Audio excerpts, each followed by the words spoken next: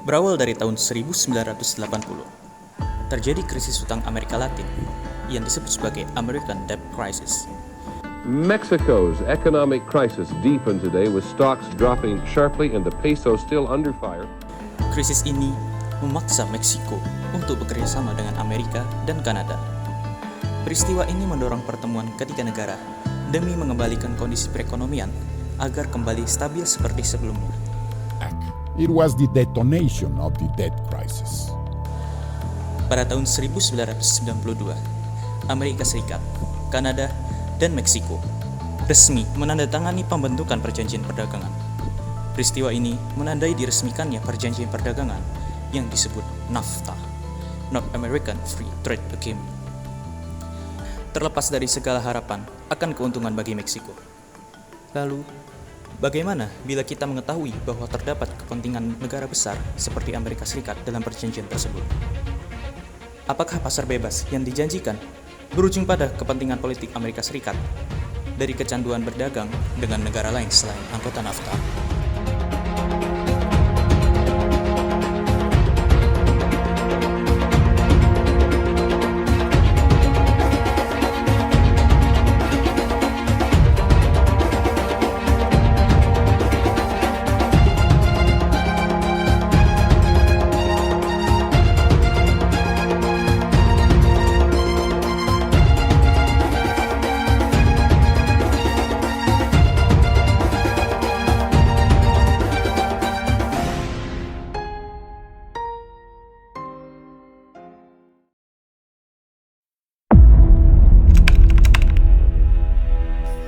North American Free Treatment atau NAFTA merupakan kesepakatan perdagangan bebas yang dapat dikatakan paling tua di dunia.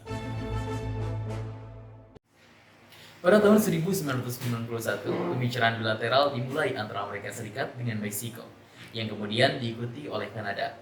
Pada tanggal 17 Desember 1992, NAFTA resmi ditandatangani di 3 kota, yaitu Washington DC, Ottawa, dan Mexico City. Kesepakatan pasar bebas ini bertujuan meningkatkan integrasi ekonomi ketiga negara yang ditandai dengan penghapusan bea masuk dan mengurangi hambatan non-tarif secara substansial. Kerangka kerjasama dalam format perjanjian perdagangan bebas meliputi 3 aspek: liberalisasi barang, perlindungan lingkungan, dan arus tenaga kerja. Sebagai model regionalisme perdagangan di kawasan Amerika Utara, NAFTA juga mengalami pasang surut. Pada satu sisi, liberalisasi perdagangan memberikan manfaat bagi Meksiko yang tumbuh sebagai negara industri. Sementara, Amerika Serikat menikmati ketersediaan tenaga kerja dari Meksiko dan pasar bagi produk pertaniannya.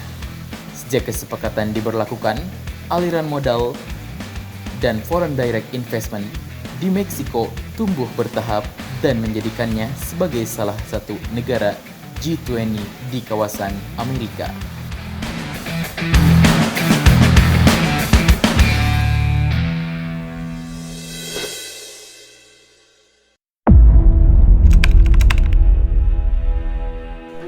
Meskipun NAFTA telah memberikan kontribusi sangat positif bagi ketiga negara anggota hingga meningkatkan jumlah neraca perdagangan secara signifikan, NAFTA juga di sisi lain memiliki sisi negatif, khususnya pada Meksiko.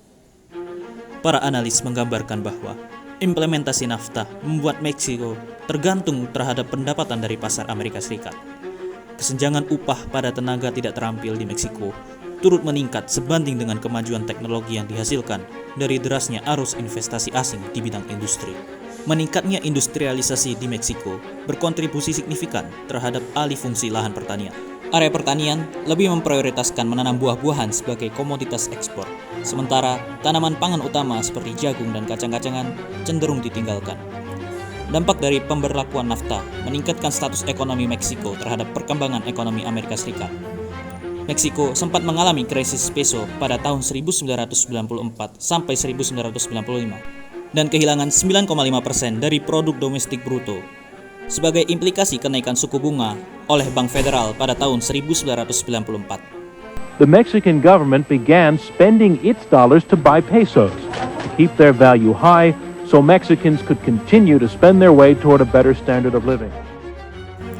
Lebih jauh lagi, Meksiko sempat mengalami resesi pada tahun 2000 sampai 2022 ketika ekonomi Amerika Serikat bersandar pada pertumbuhan yang bersumber dari nilai penggelembungan aset. Meksiko menjadi salah satu negara yang paling terpukul di kawasan selama resesi Amerika Serikat dengan penurunan PDB sebesar 6,7%.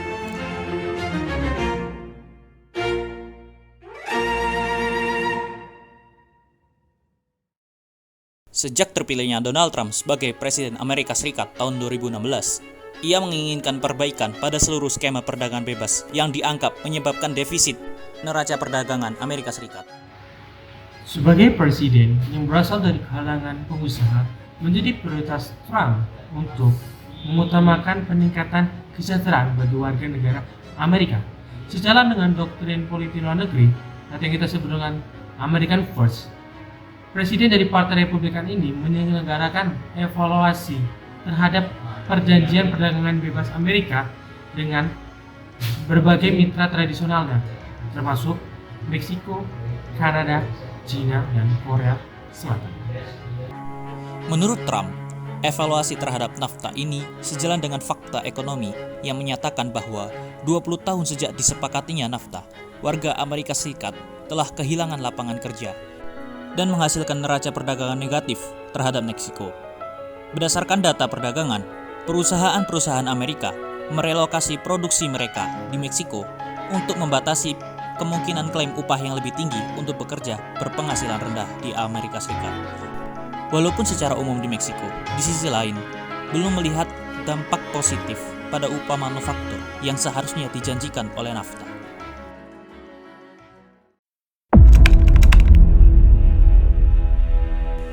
Menurut Giplin, pembentukan perjanjian perdagangan bebas bertujuan menghilangkan berbagai hambatan, baik bersifat tarif maupun non-tarif, sebagai realisasi prinsip efisiensi sumber daya, kepastian pasar, dan keunggulan komparatif di antara negara-negara anggotanya.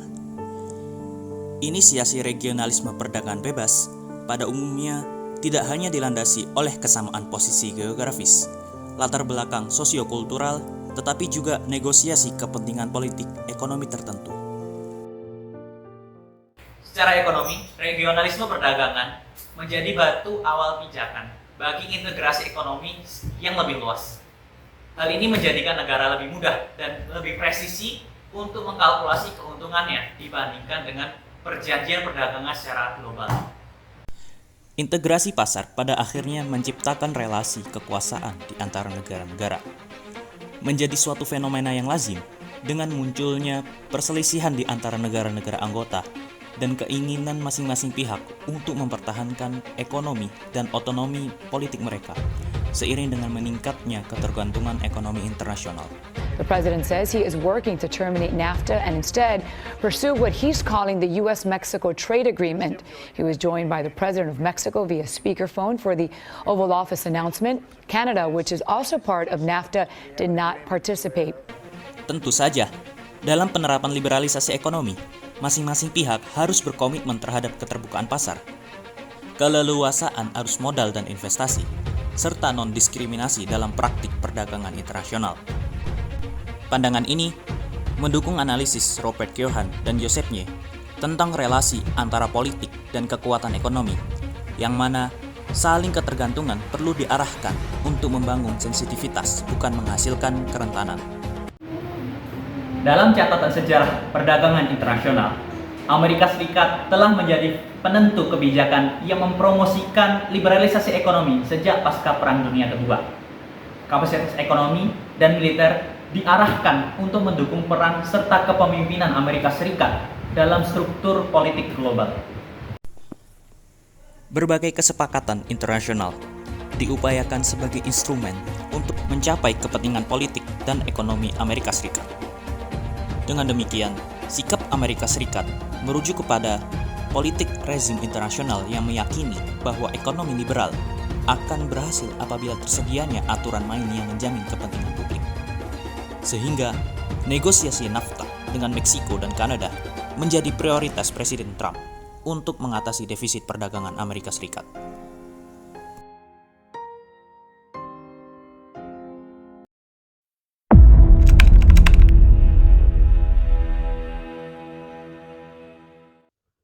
Implementasi NAFTA berdampak positif secara umum berdasarkan performa makroekonomi Meksiko, Amerika Serikat, dan Kanada. NAFTA merupakan perjanjian perdagangan bebas yang relatif menguntungkan bagi negara-negara anggotanya. Berdasarkan teori liberalisasi perdagangan, pendapatan ekonomi suatu negara dapat dipengaruhi dengan adanya globalisasi ekonomi. Globalisasi ekonomi ini dapat suatu waktu mendapat penaikan atau penurunan. Sehingga NAFTA yang dimana anggotanya adalah negara-negara Amerika Utara sesungguhnya hanya melengkapi proses integrasi ekonomi yang mana sudah diupayakan sejak lama sebelum tahun 1994. Di tengah hubungan ekonomi dengan negara-negara industri maju, yakni Amerika dan Kanada, Meksiko mendapat keuntungan signifikan dari transaksi perdagangan dan masuknya FDI kedua negara. Pertama, modal arus dan FDI Amerika Serikat dan Kanada mendorong dibukanya pabrik di Meksiko, sehingga membantu program pembangunan pemerintah yang bertujuan memperluas kesempatan kerja dan tentu saja mengurangi tingkat pengangguran. Kedua, NAFTA memungkinkan industri Meksiko berkembang untuk mensuplai berbagai komoditas yang diekspor ke Amerika dan Kanada.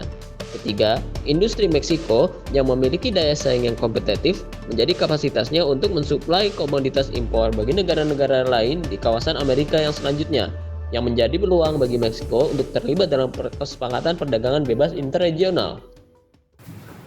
Meksiko sebagai negara yang paling terbelakang di antara ketiga negara yang bekerja sama tersebut adalah yang mendapatkan keuntungan paling besar di antara ketiganya. Di antara lainnya, Meksiko adalah yang paling banyak menerima investasi, pembukaan lapangan pekerjaan, dan lain sebagainya. Namun, hal ini mendapat banyak tantangan. Salah satunya dari Presiden Meksiko itu sendiri, Enrique Peña Nieto, que desde hace años, lejos de unirnos, nos divide. México no cree en los muros. Lo he dicho una y otra vez. México no pagará ningún muro. Walaupun masyarakat Meksiko banyak yang tidak setuju dengan presiden ini karena dianggap tidak dapat mewakilkan suara seluruh Meksiko, namun banyak juga masyarakat yang tidak terima dengan adanya perjanjian NAFTA tersebut. Akan tetapi, setidaknya Meksiko mampu mempertahankan kepentingannya mengenai manufaktur dan beberapa kepentingan yang dapat menjadi kekuatan bagi Meksiko dalam menghadapi perdagangan NAFTA pasca renegosiasi. Presiden Trump berfokus pada peningkatan ekspor produk Amerika Serikat, termasuk di sektor pertanian, manufaktur, dan industri jasa. Hal ini yang mana Amerika masih bergantung pada produk pertanian Meksiko. Meksiko dan Amerika Serikat memiliki ikatan perdagangan produk pertanian yang cukup signifikan, di mana produk-produk agrikultur ini mampu mencapai angka 20 miliar US dollar di tahun 2019. Meksiko menduduki peringkat teratas pasar ekspor Amerika Serikat pada tahun 2018. Meksiko juga merupakan pasar terbesar kedua atau ketiga untuk 25 kelompok komoditas utama lainnya, mulai dari komoditas curah seperti kedelai, gandum, hingga barang-barang antara seperti minyak nabati dan gandum. Sehingga Meksiko menjadi pasar penting bagi Amerika Serikat. Pemenuhan kebutuhan produk-produk agrikultur berupa hasil pertanian dan peternakan melalui persaingan bebas di antara mitra dagang, menjadikan Meksiko masih memiliki keuntungan yang signifikan setelah masuk pada fase USMCA.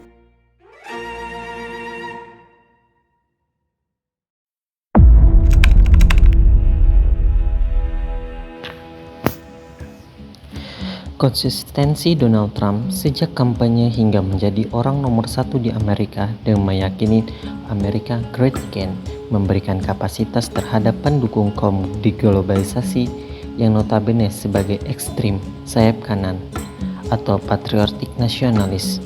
Presiden Trump mengedepankan kepentingan ekonomi Amerika berdasarkan perspektif inward looking, di mana proteksionisme perdagangan AS menjadi kebijakan yang paling rasional. Perubahan kebijakan pemerintah AS ini berupaya mengeksekusi Cina dari pasar Amerika Utara, di mana doktrinisasi menjadi karakter dari arsitektur internasional abad 21, sehingga kesepakatan perdagangan bebas bagaimana harus mengamankan kepentingan ekonomi. Pemerintah Amerika perlu mengadakan mitra tradisionalnya, Meksiko dan Kanada, untuk kembali memperkuat performa ekonomi regional. Berdasarkan penelitian, Amerika menganggap negara-negara di luar NAFTA lebih banyak mendapatkan keuntungan dari Amerika, sehingga pemerintah perlu memperkuat aspek ekonomi seperti pada masa keadidayaan tunggal masa lalu. Hal ini diwujudkan melalui salah satu janji kampanye Trump dengan menggaji bahwa perjanjian NAFTA tidak membawa keuntungan bagi Amerika.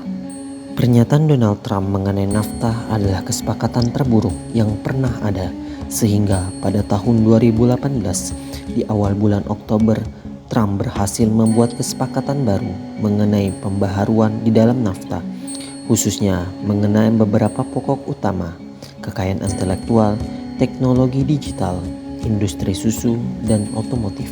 Perbaharuan terhadap NAFTA diinisiasi oleh AS dan ditandatangani pada 30 November 2018 di awal pertemuan tingkat tinggi negara-negara G20 yang dikenal sebagai USMCA. Pemerintah Trump memiliki kepentingan spesifik dalam kesepakatan USMCA membantu mengunci upaya liberalisasi perdagangan dan investasi yang telah berjalan, khususnya di Meksiko. NAFTA memiliki peranan terpenting dalam hubungan antara AS, Meksiko, dan juga Kanada, di mana dengan terjalin hubungan yang baik, membantu mengembangkan tren perekonomian dan juga tren perdagangan masa kini. Pada saat NAFTA didirikan, perjanjian perdagangan bebas antara AS, Meksiko, dan juga Kanada yang disingkat dengan CUFTA membantu memfleksibelkan tarif yang ada di AS. Akan tetapi, Meksiko memiliki barang yang sangat tinggi, di mana Meksiko mempertahankan ekonomi proteksionisme dimulai dari 1930 sampai dengan 1980, yang akhirnya Meksiko memperdayakan hubungan perdagangan dalam negeri yang dipimpin oleh pemimpin dalam negeri itu sendiri.